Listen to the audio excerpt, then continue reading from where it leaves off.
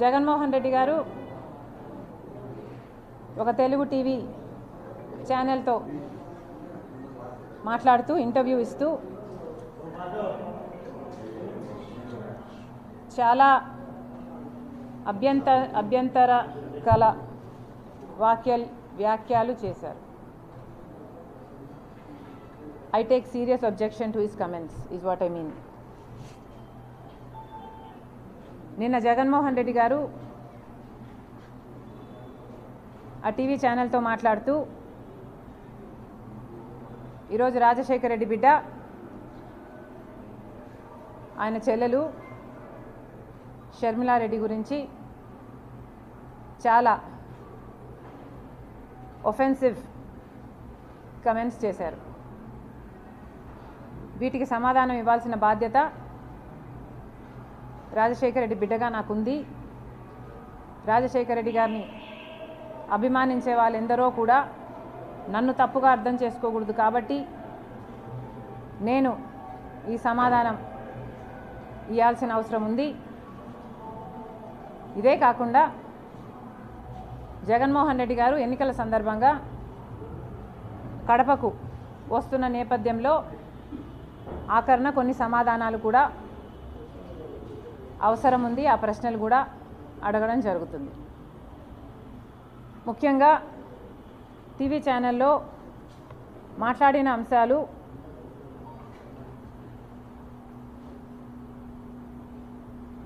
రాజశేఖర రెడ్డి బిడ్డ నేను షర్మిల నాకు రాజకీయ కాంక్ష ఉన్నట్టు, అందుకే రాజశేఖర రెడ్డి గారి కుటుంబంలో భేదాలు వచ్చినట్టు, నా రాజకీయ కాంక్షే దానికి కారణం అన్నట్టు వ్యాఖ్యానించడం జరిగింది. నాకు రాజకీయ కోరిక ఉంది కాబట్టి ఆ రాజకీయ కోరికను ఆయన ఎంకరేజ్ చేస్తే అది నెపోటిజంకి దారితీస్తుంది, కరప్షన్కి దారితీస్తుంది. కాబట్టి ఇవే కుటుంబంలో తేడాలు రావడానికి, భేదాలు రావడానికి ఇదే కారణము అన్నట్టుగా చూపారు. జగన్మోహన్ రెడ్డి గారిని ఆయన చెల్లెలు సూటిగా ప్రశ్నిస్తుంది. జగన్మోహన్ రెడ్డి గారు సమాధానం చెప్పాలి. అసలు రాజశేఖర రెడ్డి బిడ్డను రాజకీయాల్లోకి తీసుకొచ్చింది ఎవరు? జగన్మోహన్ రెడ్డి గారు అరెస్ట్ అయితే 19 మంది ఎమ్మెల్యేలు బై ఎలక్షన్లు వస్తే నేను ప్రచారం చేయాలి అని అడిగింది మీరు కాదా? మీరు జైలుకు వెళ్తే చంద్రబాబు గారు ఒక పక్క పాదయాత్ర చేస్తున్నారు, ఆయన గ్రాఫ్ పెరుగుతుంది అని పాదయాత్ర చేయమనింది మీరు కాదా? మీరు ఎప్పుడు ఏ అవసరం ఉంటే ఆ అవసరానికి సమైక్య ఆంధ్ర కోసం అయితేనేమి, లేకపోతే తెలంగాణలో ఓదార్పు యాత్ర అయితేనేమి, లేకపోతే బాయ్ బాయ్ బాబు క్యాంపెయిన్ అయితేనేమి, ఇలాంటిది ఎప్పుడు మీకు ఏ అవసరం ఉంటే ఆ అవసరానికి పనికొచ్చింది నేను కాదా? ఈ అవసరాలన్నిటికీ మీ రాజకీయాల కోసం నన్ను మీరు రాజకీయాలకు తెచ్చిన మాట వాస్తవం కాదా? నిజంగానే నాకు రాజకీయ కాంక్ష ఉంటే నేను పాదయాత్ర చేసినప్పుడు మీరు జైల్లో ఉన్నారు. మొత్తం పార్టీ నా చుట్టూనే ర్యాలీ అయింది. నాకే గనక రాజకీయ కాంక్ష ఉంటే వైఎస్ఆర్సీపీ పార్టీని నేను హైజాక్ చేసేదాన్ని కాదా? ప్రతి సభలో, ప్రతి అడుగులో జగనన్న కోసం జగనన్న వస్తాడు, జగనన్న మేలు చేస్తాడు, రాజశేఖర రెడ్డి గారి రాజ్యం తెస్తాడు అని కాలికి బలపం కట్టుకుని తిరిగిన దాన్ని నేను కాదా? నా బిడ్డల్ని, నా కుటుంబాన్ని పక్కన పెట్టి రోడ్ల మీదనే నెలల తరబడి మీకోసం త్యాగం చేసిన దాన్ని నేను కాదా? ఆఖరికి నా కాలు ఇంజరీ అయితే కూడా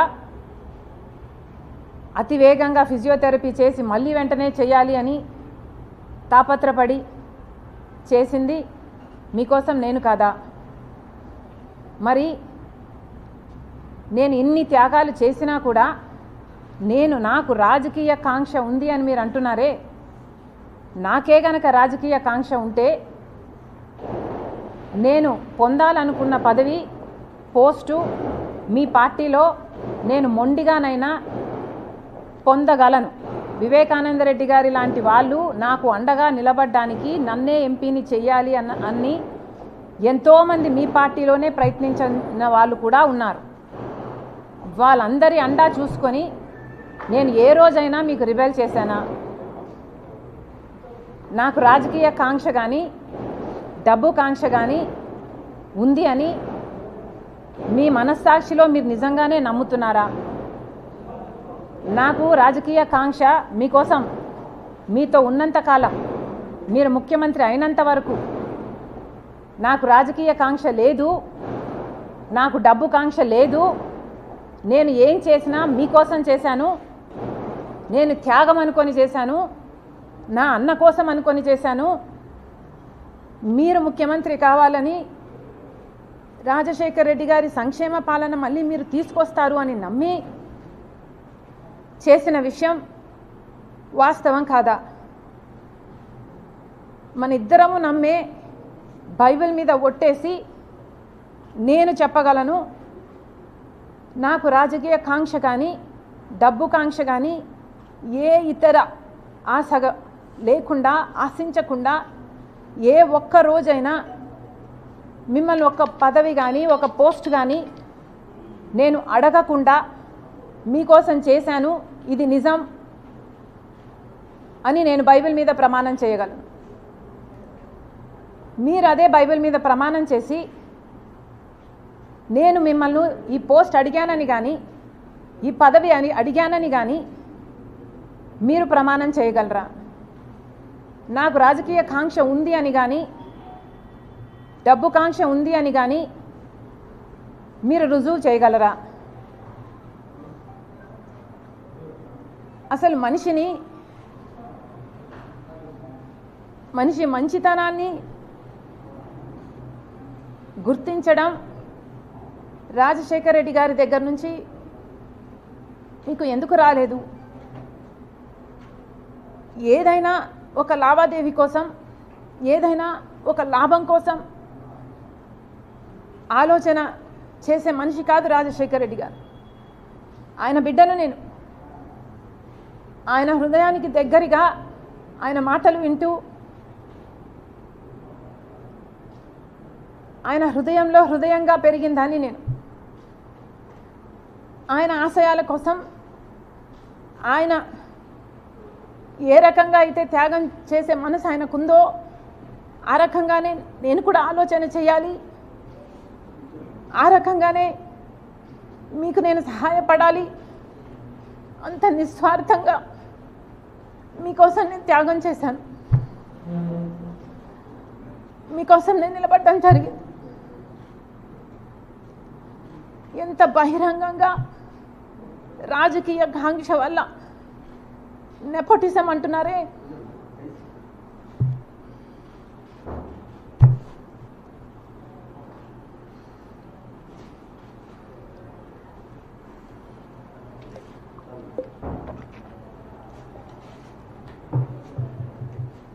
నెపోటిజం అంటున్నారు జగన్మోహన్ రెడ్డి గారు.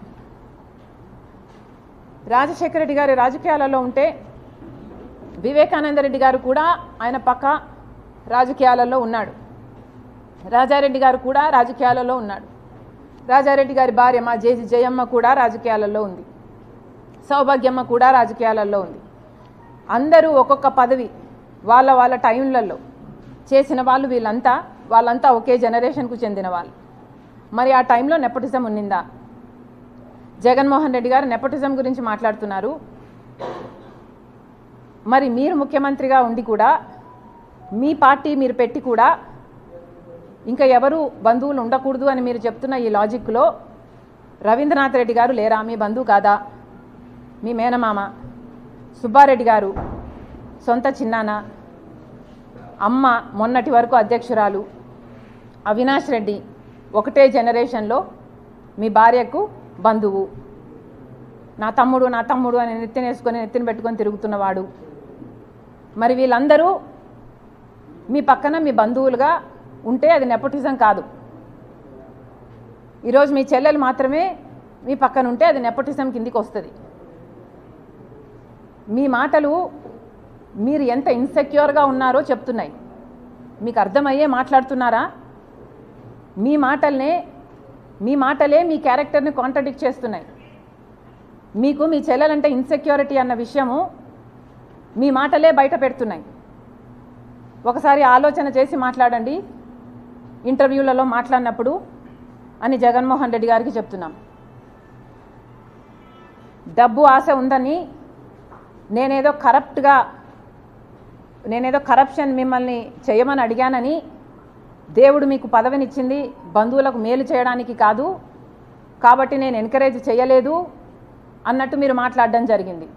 అంటే నేనేదో మిమ్మల్ని ముఖ్యమంత్రి హోదాలో నేనేదో మిమ్మల్ని పని అడిగినట్టు, మీరు ఆ పని చేయలేను అని మీరు నాకు చెప్పినట్టు, బంధువులకు మేలు చేయడానికి కాదు నేను ముఖ్యమంత్రిని అయ్యింది అంటే దాని ఇంప్లికేషను నేనేదో ఫేవర్ అడిగినట్టుగా జగన్మోహన్ రెడ్డి గారు మాట్లాడడం జరిగింది.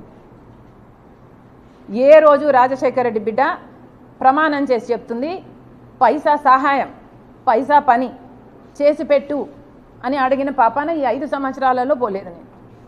నేను రాజశేఖర రెడ్డి బిడ్డను.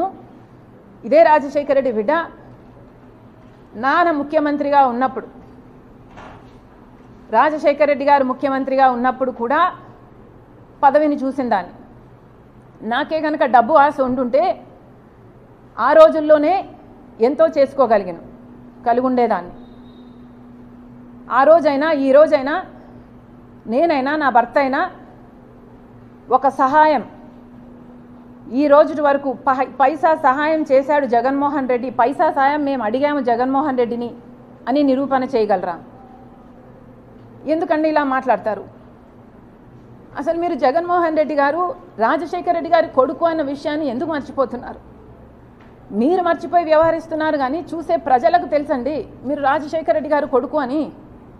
మరి రాజశేఖర రెడ్డి గారి కొడుకుగా మీరు వ్యవహరించకపోతే మీరు ఎంత హ్యూజ్ డిసప్పాయింట్మెంట్ అవుతారో మీరు ఒకసారి ఆలోచన చేసుకోండి.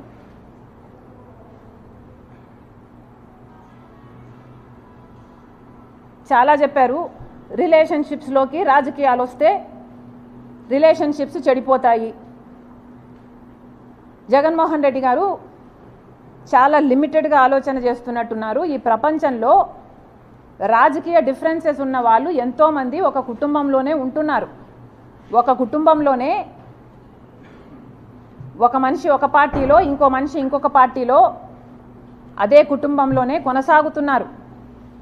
ఇది మీకు తెలియదేమో, చుట్టుపక్కల అడిగి తెలుసుకోండి ఎంతమంది ఎన్ని కుటుంబాలు వేరే వేరే పార్టీలలో ఉన్నాయి. అలా అని ఎన్నో కుటుంబాలలో డిఫరెంట్ ప్రొఫెషన్స్లో ఉన్న వాళ్ళు కూడా ఉంటారు. ఒక కుటుంబంలో ఒకడు పోలీస్ అయి ఉండొచ్చు, ఒక దొంగను అరెస్ట్ చేస్తాడు. అదే కుటుంబంలో ఒక లాయర్ ఉండొచ్చు, ఆ దొంగను రక్షించడానికి ప్రయత్నం చేస్తుంటాడు. ఎవడి ప్రొఫెషన్ వాడు చేస్తాడు. అలాగే రాజకీయాలు కూడా ఒక కుటుంబము ఒకే రాజకీయ పార్టీలో ఎక్కడ మొత్తం ప్రపంచంలో ఇదే ఉంది అనుకుంటే జగన్ రెడ్డి గారి అవివేకం. ఇలా కూడా ఉన్నాయి. కుటుంబంలో వేరే వేరే రాజకీయ పార్టీలో కూడా కొనసాగే వాళ్ళు ఉన్నారు. ఎందుకంటే రాజకీయ పార్టీలు అన్నది ఒక ఐడియాలజీ బేస్డ్ ఆర్గనైజేషన్స్ కాబట్టి ఎవరికి ఏ ఐడియాలజీ నచ్చుతుందో ఆ పొలిటికల్ పార్టీలో చేరే లిబర్టీ ఆ మనిషికి ఉంటుంది. ఎందుకంటే అది బేసిక్లీ ఆ మనిషి రైట్ కాబట్టి. అలాగని ఒకరిని దూషించుకోవడము, ఒకరిని సోషల్ మీడియాలో అంతగా దూషించుకోవడం ఎక్కడా చేయరు. ఒక్క జగన్మోహన్ రెడ్డి గారి విషయంలో మాత్రమే రాజకీయంగా మేము వ్యతిరేకిస్తే సోషల్ మీడియాలో ఆయన ఒక రాక్షస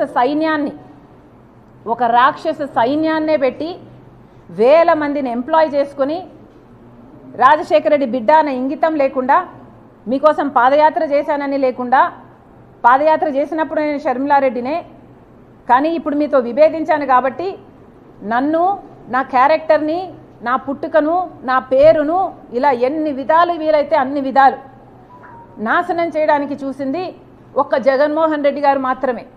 అందుకు మీరు చరిత్రలో నిలిచిపోతారు. జగన్మోహన్ రెడ్డి గారు, జగనన్న గారు గుర్తుపెట్టుకోవాలి.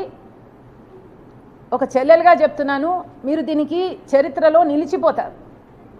ఒక చెల్లెలను మీకోసం అంత త్యాగం చేసిన చెల్లెల్ని గౌరవించకపోగా మీ మూకల చేత మీ కుక్క బిస్కెట్లకు ఆశపడే ₹10 ఇస్తే రూపాయి యాక్టింగ్ చేసే పేడ్ ఆర్టిస్టుల చేత మీరు ఎంత దూషించారు, బెదిరించారు, ఎంతగా క్యారెక్టర్ అసాసినేషన్ చేశారు అన్నది మీ పేరు చరిత్రలో నిలిచిపోతుంది. ఇంకా అన్నారు రిలేషన్షిప్స్లోకి రాజకీయాలు వచ్చినప్పుడు సంబంధాలు చెడిపోతాయి. అందులో కూడా చంద్రబాబు లాంటి వాళ్ళు జోక్యం చేసుకొని ఆశ చూపి ఇలాంటివి చేస్తే ఇంకా చెడిపోతాయని అన్నారు. జగన్మోహన్ రెడ్డి గారికి మళ్ళీ చెప్తున్నాం, మీకు చంద్రబాబు గారి పిచ్చి పట్టింది. జగన్మోహన్ రెడ్డి గారికి చంద్రబాబు పిచ్చి పట్టింది. ఈ పిచ్చి obsession is causing him to hallucinate, అంటే భ్రమ, imaginations. This obsession is making him delusional. Jaganmohan Reddy గారి మెంటల్ స్టేట్ గురించి నాకు జెన్యూన్గానే కన్సర్న్ ఉంది. ఎందుకంటే మాట మాట్లాడితే చాలు, నేను చంద్రబాబు గారి చేతిలో రిమోట్ కంట్రోల్, ఆయన చెప్తేనే చేస్తున్నాను అని మాట్లాడుతున్నాడు. నేనే కాదు, సునీత కూడా చంద్రబాబు మాటే వింటుందంట. పక్క రాష్ట్ర ముఖ్యమంత్రి ఈయనలాగే ఒక ముఖ్యమంత్రి అండి. అంటే ఈయన కూడా ఇంకొకరి చేతిలో కీలుబొమ్మ, ఒక రిమోట్ కంట్రోలా? ఈయనకిచ్చే రెస్పెక్ట్ ఈయనకి ఇవ్వాలి. పక్క రాష్ట్ర ముఖ్యమంత్రి గురించి మాత్రం ఇంకొకరి చేతిలో కీలుబొమ్మ అని మాట్లాడుతున్నారు. అర్థం ఉందా అండి? అది కూడా రేవంత్ రెడ్డి అంట చంద్రబాబు గారి చేతిలో కీలుబొమ్మ అంట. చంద్రబాబు ఇక్కడ జైలుకు కూడా వెళ్ళాడు. ఈయనకే అంత పవర్ ఉంటే మరి ఈయన జైలుకి ఎందుకు వెళ్తాడండి? అలాంటి ఆయన చేతిలో ఆయన కీలుబొమ్మ అంట. సో చంద్రబాబు గారి చేతిలో నేను కీలుబొమ్మ, చంద్రబాబు గారి చేతిలో సునీత కీలుబొమ్మ, చంద్రబాబు గారి చేతిలో రేవంత్ కీలుబొమ్మ, చంద్రబాబు గారి చేతిలో మోడీ కూడా కీలుబొమ్మే చంద్రబాబుతో పొత్తు పెట్టుకున్నందుకు. ఇలా చంద్రబాబు గారిని అంత పిచ్చిగా, అంత పెద్ద భూతంగా జగన్మోహన్ రెడ్డి గారికి కనిపిస్తున్నాడు అంటే నిజంగానే జగన్మోహన్ రెడ్డి గారు చంద్రబాబు ఒబ్సెషన్తో డిల్యూజనల్ అవుతున్నారు. ఆయన మెంటల్ కండిషన్ను ఒకసారి చెక్ చేయించుకోవాలని కోరుతున్నాం. ఇంతేకాదు, జగన్మోహన్ రెడ్డి గారు మళ్ళీ గోబల్స్ ప్రచారం చేస్తున్నారు. పదే పదే కాంగ్రెస్ పార్టీ రాజశేఖర రెడ్డి గారి పేరును సిబిఐలో చేర్చింది, సిబిఐ ఛార్జ్ షీట్లో చేర్చింది కాంగ్రెస్ పార్టీ అని మళ్ళీ ఆరోపించారు ఆ ఇంటర్వ్యూలో. జగన్మోహన్ రెడ్డి గారికి మళ్ళీ చెప్తున్నాం, అది చెప్పకముందు ఇంకొక విషయం కూడా గుర్తు చేస్తున్నాం. మీ గోబల్స్ ప్రచారానికి మీకు ఏమాత్రం విలువలు ఉన్నాయి అని, విలువలు, విశ్వసనీయత చాలా ఉన్నాయని మీరు చెప్పుకుంటారు కదా, అసలు మీకు ఏ విలువలు ఉన్నాయో ఈ ప్రశ్నలకు సమాధానం చెప్పండి. రాజశేఖర రెడ్డి గారు చనిపోతే రిలయన్స్ హస్తం ఉంది ఆ చాపర్ క్రాష్లో అని చెప్పినవాడు జగన్మోహన్ రెడ్డి గారు కాదా? ఈయన మాట చెప్తే రిలయన్స్ సంస్థలని ఎంతమంది ధ్వంసం చేయడం నిజం కాదా? వాళ్ళ మీద ఈ రోజుల వరకు కూడా కేసులున్నాయి. కానీ అదే రిలయన్స్ వాళ్లకు జగన్మోహన్ రెడ్డి గారు ముఖ్యమంత్రి అయిన తర్వాత రాజ్యసభ మెంబర్షిప్ కూడా ఇచ్చారు. మరి జగన్మోహన్ రెడ్డి గారికి ఏ విలువలు ఉన్నట్టు? అప్పుడు అది సూట్ అయింది కాబట్టి అట్లా మాట్లాడతారు, ఇప్పుడు ఇది సూట్ అయింది కాబట్టి ఇట్లా చేస్తారా? మీరేనా విలువల గురించి మాట్లాడేది? ఏ విలువలు ఉన్నాయండి మీకు? రిలయన్స్ వాళ్ళు కారణమని చెప్పిన మీరు మళ్ళీ రిలయన్స్ వాళ్ళకి పదవులు ఇస్తారు, మీకు విలువలు ఉన్నాయనుకోవాలా? వివేకానంద రెడ్డి గారి హత్య విషయంలో సిబిఐ ఎంక్వైరీ కోరింది జగన్మోహన్ రెడ్డి గారు ముఖ్యమంత్రి కాకముందు. ముఖ్యమంత్రి అయిన తర్వాత వద్దని చెప్పింది జగన్మోహన్ రెడ్డి గారు. అంటే మీరు ఎక్కడ ఎట్లా ఏ కన్వీనియన్స్ ఉంటే అట్లా మాట్లాడతారు. మీరా విలువల గురించి మాట్లాడేది? మీకు విలువలు ఉంటే ఒక మాట మీద నిలబడాలన్న విలువ మీకు లేదా? అలాగే రాజశేఖర రెడ్డి గారి విషయం, రాజశేఖర రెడ్డి గారి పేరును ఛార్జ్ షీట్లో చేర్చడం కాంగ్రెస్ పని అని చెప్తున్నారు. మళ్ళీ చెప్తున్నాం, కాంగ్రెస్ పార్టీ చెయ్యలేదు, ఇది మీకు కూడా తెలుసు. మీరు గోబల్స్ ప్రచారం చేస్తున్నారు. కాంగ్రెస్ పార్టీ చెయ్యలేదు. సిబిఐ ఎఫ్ఐఆర్లో కూడా రాజశేఖర రెడ్డి గారి పేరు లేకపోతే కొనుగోలు సుధాకర్ అనేవాడు 3 కోట్ల చుట్టూ తిరిగి సిబిఐ కోర్టు, హైకోర్టు, సుప్రీంకోర్టు 3 కోట్ల చుట్టూ తిరిగి రాజశేఖర రెడ్డి గారి పేరుని సిబిఐ ఛార్జ్ షీట్లో పెట్టాలి అంటూ 3 కోట్ల చుట్టూ తిరిగాడు. అందుకు మెచ్చి మీరు ఆయనకు ఏఏజీ పదవిని మీరు ముఖ్యమంత్రి అయిన 6 రోజుల్లోనే ఇచ్చారు. ఎవరిని బుకాయించడానికి ప్రయత్నిస్తారు? మళ్ళీ అదే మాట మాట్లాడతారు. అన్ని సాక్ష్యాలు ఉండి కూడా, ఇంత తెలిసి కూడా ప్రజలకు అర్థం చేసుకుంటున్నారు అన్న ఇంగితం లేకుండా మళ్ళీ కాంగ్రెస్ పార్టీ సిబిఐ ఛార్జ్ షీట్లో రాజశేఖర రెడ్డి గారి పేరును చేర్చింది అని మాట్లాడతారు. అసలు మీకు విలువలు ఉన్నాయా అండి? మీరు కాదా? సొంత తండ్రి పేరుని ఛార్జ్ షీట్లో చేర్పించింది మీరు కాదా? మీరు కేసుల్లో బయటపడడం అసాధ్యం అని కదా మీరు చేశారు ఈ పని. మీరు ఆ విలువల గురించి మాట్లాడేది? ఒక కొడుకుగా మీకున్న విలువలు ఏమిటండి? తండ్రి పేరుని ఛార్జ్ షీట్లో చేర్పించమని ఒక మనిషిని పెట్టుకొని ఆ మనిషి చేత ఆ పని చేపించి తీరా ఆ మనిషికి మళ్ళీ మీరు ఏఏజీ పదవిని ఇస్తారు. మీకు ఏ సంబంధం లేకపోతే ఒక మనిషి మీ తండ్రి పేరుని ఛార్జ్ షీట్లో చేర్చిన వ్యక్తికి మీరు ఏఏజీ పదవిని ఇస్తారా? ఎందుకు బుకాయిస్తున్నారు? మీకు ఎక్కడ విలువలు ఉన్నాయి? కొడుకు అన్న స్థానం, కొడుకు అన్న విలువ, అసలు మీకు కొడుకు అని చెప్పుకోవడానికి సిగ్గుగా లేదా? రాజశేఖర రెడ్డి గారి కొడుకు అని ఆయన పేరు ఛార్జ్ షీట్లో పెట్టించింది మీరు కాదా? ఇంత దారుణంగా దిగజారి రాజకీయాలు చేయడం ఇదే చూడడం. మళ్ళీ చెప్తున్నాం, విలువలు, విశ్వసనీయత ఇలాంటి పెద్ద మాటలు మాట్లాడతారు మీరు. అసలు మీకు ఏ విశ్వసనీయత ఉంది? మీ విలువల గురించి ఒకసారి ఆలోచన చేసుకోండి. సాక్షి రాజశేఖర రెడ్డి గారి తమ్ముడైన వివేకానంద రెడ్డి గారిని సాక్షిలో దూషించడానికి ఎలా వాడుకున్నారు? మీకు ఆ విలువలు ఉన్నవి? పైనేమో రాజశేఖర రెడ్డి గారి ఫోటో, కిందేమో వివేకానంద రెడ్డి గారి క్యారెక్టర్ అసాసినేషన్. మీకు ఆ విలువలు ఉన్నవి? ఇంటర్వ్యూలో కూర్చొని జగన్మోహన్ రెడ్డి గారు వివేకానంద రెడ్డి గారి గురించి మాట్లాడుతూ ఆయన పర్సనల్ లైఫ్ గురించి పదే మాట్లాడతాడు తప్పితే ఒక్క మంచి మాటనా చెప్పే మనసు రాలేదు జగన్మోహన్ రెడ్డి గారికి. మీకు విలువలు ఉన్నట్టు అనుకోవాలా? వివేకానంద రెడ్డి గారు మీ చిన్నాన్న కాదా? రాజశేఖర రెడ్డి గారికి తమ్ముడు కాదా? ఆఖరి రోజు వరకు అవినాష్ రెడ్డి కోసం ప్రచారం చేయలేదా? వైసీపీ కోసం ప్రచారం చేయలేదా? అలాంటి వివేకానంద రెడ్డి గురించి ఒక్క మాట మంచిది చెప్పలేకపోయారు మీరు. మొన్న కడపకు వచ్చి కూడా మీరు ఇదే మాట్లాడారు. ఆయన వ్యక్తిగత జీవితం గురించి మాట్లాడారు తప్పితే ఒక్క మంచి మాట చెప్పలేదు. వ్యక్తిగత జీవితం మీరు మాట్లాడే ముందు 2 రోజుల ముందు సోషల్ మీడియాలో ఆయన వ్యక్తిగత జీవితం గురించి వీడియోలు వైరల్ అవుతూనే ఉన్నాయి. అంటే మీరు ప్లాట్ఫామ్, మీరు బేస్ క్రియేట్ చేసుకొని మళ్ళీ ఆ పాయింట్ని మీరు ఎంఫసైజ్ చేస్తున్నారు. మీకు విలువలు ఉన్నాయా అండి? దీన్ని విలువలు ఉన్న మనుషులు చేసే పనులేనా అండి ఇవి? మీకు వ్యతిరేకంగా ఉంటే ఎవడినైనా సరే బుల్డోజర్ వేసుకొని తొక్కిపడేయడమే. విలువల గురించి మీరు మాట్లాడతారు. విశ్వసనీయత ఉందా మీకు? విశ్వసనీయత ఉంటే కడప ప్రజలకు సమాధానం చెప్పండి. వివేకానంద రెడ్డి గారి హత్య విషయంలో అవినాష్ రెడ్డి గారు ముందక్కడికి వెళ్ళారు అని చెప్పారు.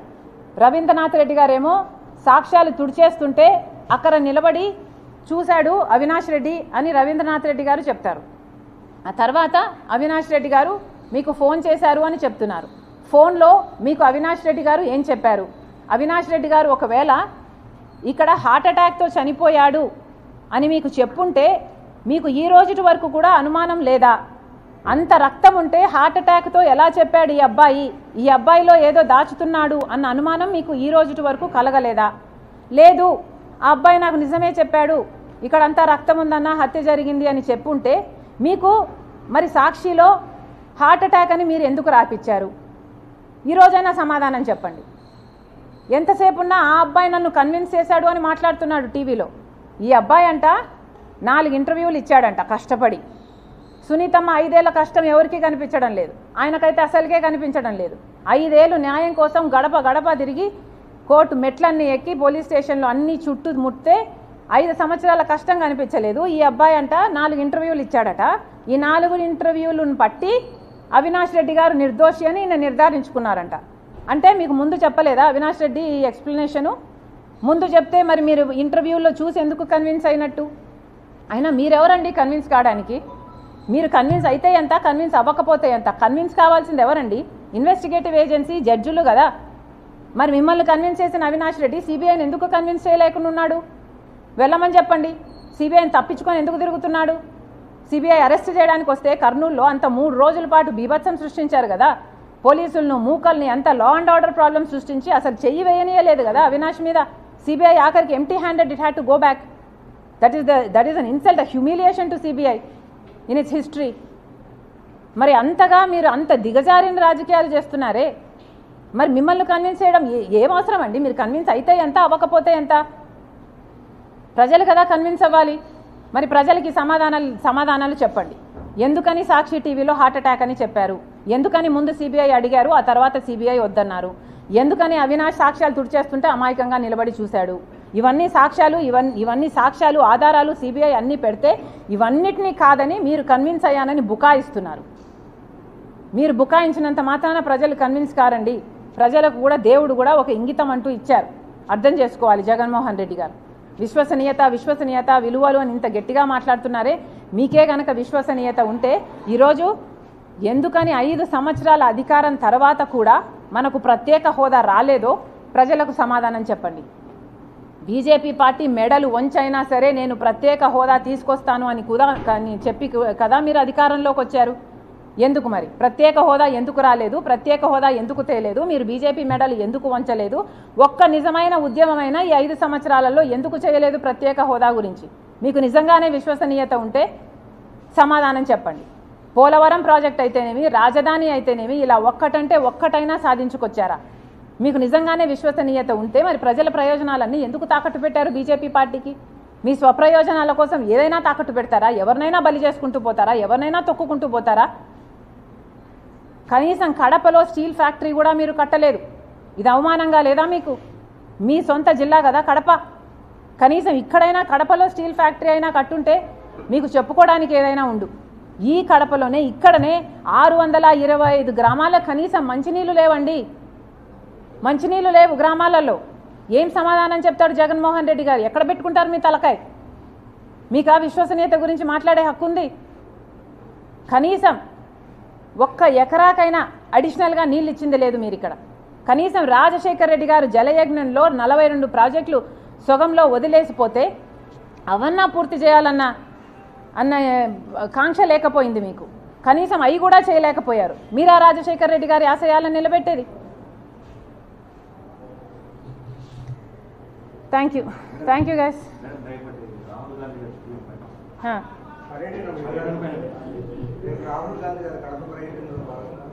భాగంగా వస్తున్నారు. ఓకే, ఫస్ట్ ల్యాండ్ అవ్వగానే ఇడుపులపాయకు వస్తున్నారు. వైఎస్ఆర్ ఘాట్ దగ్గర వైఎస్ఆర్ గారికి నివాళులు అర్పించిన తర్వాత కడపలో పబ్లిక్ మీటింగ్ ఉంది. పబ్లిక్ మీటింగ్లో జనాల్ని అడ్రస్ చేసిన తర్వాత వెళ్ళిపోతారు.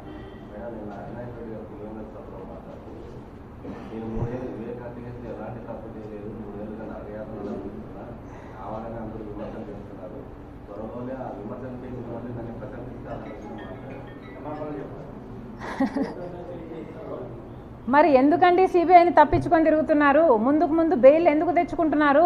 సిబిఐ దగ్గరికి వెళ్ళండి. మీకున్న సాక్ష్యాలు, మీకున్న కన్విన్సింగ్, మీరేదో జగన్ రెడ్డిని చేయడం కంటే మీరు అక్కడికి వెళ్ళి వాళ్ళని కన్విన్స్ చేసుకోవచ్చు కదా. అయినా నేను దొంగతనం చేశాను నన్ను పట్టుకోండి అని నిలబడతాడా అండి? అక్కడనే నేను చేయలేదనే చెప్తాడు ఏ దొంగ అయినా. ఆ దొంగను నమ్మినోడు పిచ్చోడు. అవినాష్ రెడ్డి నేను చేయలేదని జగన్మోహన్ రెడ్డి గారు చెప్తుంటే జగన్మోహన్ రెడ్డి గారు నేను కన్విన్స్ అయ్యానంటే మరి ఎక్కడ పిచ్చోళ్ళు ఎవరు? ఇక్కడ జగన్మోహన్ రెడ్డి గారు పిచ్చోడు అనుకోవాలి.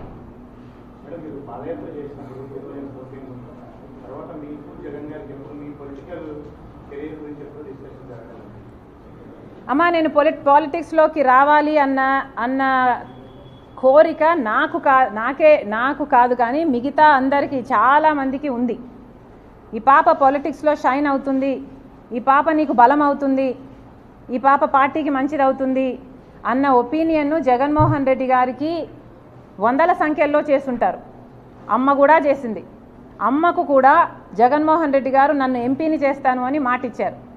తర్వాత అమ్మ అడుగుతూ వచ్చింది తప్ప ఎంపీని చెయ్యి అని నేను ఒక్కరోజు కూడా జగన్మోహన్ రెడ్డి గారిని నాకు ఈ పదవి ఇమ్మనని కానీ నాకు ఈ పోస్టు అని కానీ నేను ఒక్కరోజు కూడా నా నోరు తెరిచి అడిగిన పాపాన పోలేదు. ఎందుకంటే నాకు తెలుసు ఆయనకి ఇష్టం లేదు అని. ఏదైనా అన్నకి ఇష్టం లేదులే, అన్నకు వదిలేద్దాంలే, అన్న అడిగాడు చేద్దాంలే, అన్న కోసంలే, అన్న అని పిచ్చి పట్టిన దాని మాదిరి నేను చేశాను. దానికి ఈరోజు అనుభవిస్తున్నాను. అమ్మ చెప్పినప్పుడు కాదండి, అమ్మకి మాట ఇచ్చింది ఆయనే. అదే కదా ఆవిడ అడిగేది. మాట ఇచ్చావు కదా నిలబెట్టుకో అని ఆవిడ అడుగుతుంది. ఇంకొద్దులేమ్మా ఇవన్నీ అనవసరం. Thank you guys. Thank you.